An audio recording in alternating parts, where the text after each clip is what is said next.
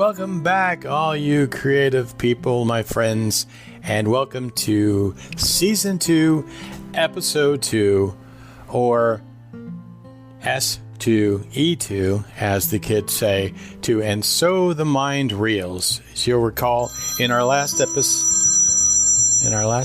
the phone rang as well. What are the odds of that? Okay, well, let's see who this is, shall we? Okay, hello. How y'all doing? This here's Bubba Yablonowitz. Bubba, what? Bubba Yablonowitz. Anyway, Yablonowitz. It don't matter. You made it up anyway. Oh, yeah, okay. Hey, we enjoyed that last program. Oh, you did. Thank you. The world turns. No, and so the mind reels. Yeah. It's on So the Mind Reels. Anyway. Yeah. Okay. I was wondering, and talk about being creative. Right. Creativity, sure. Standing inside the crowd. No, stand outside the box. You get in the box and the crowd gets in. No, you stand outside the... Anyway. What I'm trying to say, but... Okay. Yeah. We was wondering, could you give perhaps some examples of what y'all was talking about in the last one? Oh, yeah. We fully kind of comprehend. Sure. Could you? Yeah, I could come up with some examples. Some things maybe, right. You're a man in the world and you've done well, some of these things. I mean, you say, hey, right. This is what I mean by this. Sure. Yeah, I can. That's no problem. Yeah. Tripped over a rock or something. Right. Yeah. Whatever. Okay. Would be great. Are you one of those? Great. Are you one of those people in my? Yeah. I'm one of the people in your subconscious. Down here in your yeah. Anyway, so. Okay. Go ahead and do your. Yeah. No, thanks for the idea. The example. I would do that. Break a stitch or whatever. It's break a leg, but Okay. Thanks a lot for calling.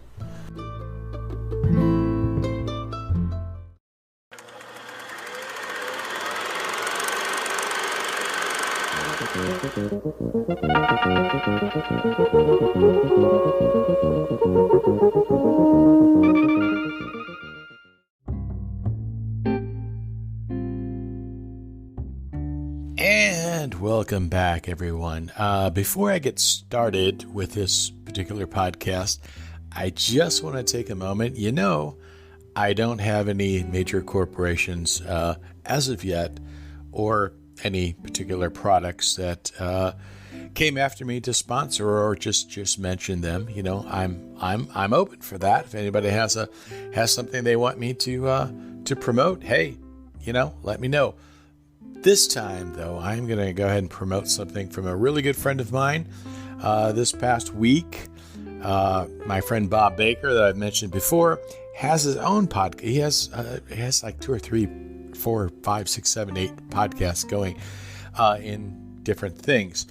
I was a fortunate guest to be a part of his Creative Entrepreneur podcast. Now, Bob and I go back.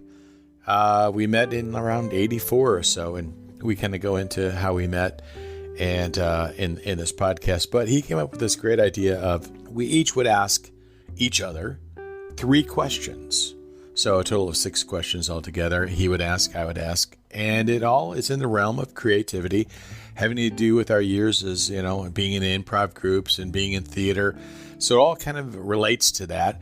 I'd like you to go and listen to it. It's called the Creative Entrepreneur Podcast, and it's titled 6 Questions with actor and playwright Lee Mueller. That would be me. Improv theater, murder mysteries, etc. You can get it at all the major podcast places that you listen to, Spotify, iTunes, what have you. Bob Baker, the Creative Entrepreneur Podcast. Listen to it. We go on for almost, close to an hour, telling stories and swapping ideas and regaling things that happen to us on stages throughout the greater St. Louis area where we're based. And it's a lot of fun. We probably could have went on for another hour, but we kind of chopped it down to just that. So maybe there'll be another one coming up. Who knows? So I'd like you to go over there and listen to that. But now, let's listen to this one.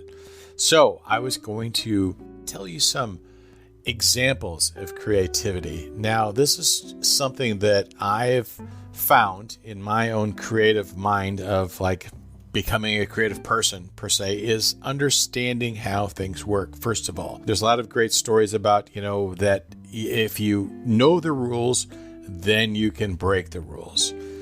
Favorite story of mine is the French filmmaker Jean-Luc Godard, who did Breathless. Jean-Luc Godard, of course, was the one of the pioneers of the new wave French thing that came out in the late 50s, early 60s. There was, Truffaut was a part of that. There was a whole list of them that I went through in film class.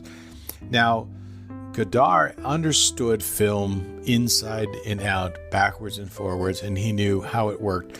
Therefore, he knew how to manipulate it or to change the rules to kind of make something new, which is what he was wanting to do.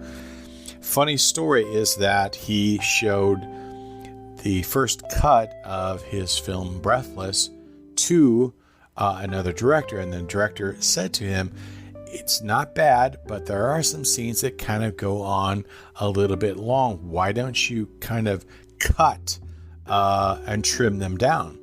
So what he did is he went back into the editing room, and what he ended up doing was basically inventing the jump cut. So instead of just trimming off a little bit of the beginning and a little bit of the end of the scene, he just went right into the middle and thought, okay, that's boring. Let me cut that. Okay, that's kind of dumb. Let me cut that. So you've got this real weird juxtaposition of a character standing talking, and then all of a sudden the next scene or the next cut is them sitting, and then they're standing again, and then maybe they're standing in the door, and people, audience are going, what is going on here? This makes no sense. There's no continuity. And he's like, I don't care. I know what continuity is. You know what continuity is. Let's just throw that out and just get on with the story. And so he kind of invented the jump cut, which now you see in almost everything, even commercials today.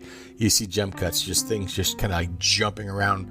And he just basically invented that way back in the 60s, early 60s, based on a suggestion of someone saying, hey, you need to cut these things out a little bit. So he literally did.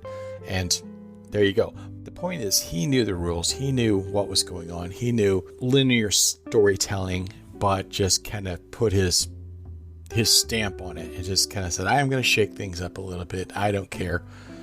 And there you go. He's famous now for kind of being a pioneer of a new wave, as it were. Well, it's kind of an old wave now because it was, a long time ago. He influenced a whole lot of people. Levi commercials, you name it. Anytime you see something jump, you can thank him for that. So the point of that was, if you know the rules, then you can break the rules. So understanding the rules, if you watch something over and over and over, a different kind of genre, or a different kind of music, or whatever it may be, suddenly you'll start seeing a pattern. And I've talked about this before. So once you recognize the pattern, then you can go in and change it up a little bit. Now, one of the things I kind of clued in when I was watching films and plays and reading books is exposition. Exposition, for anyone who doesn't know, is basically, it's the information the reader or the viewer or the whoever is seeing the story needs to know in order for the story to go along.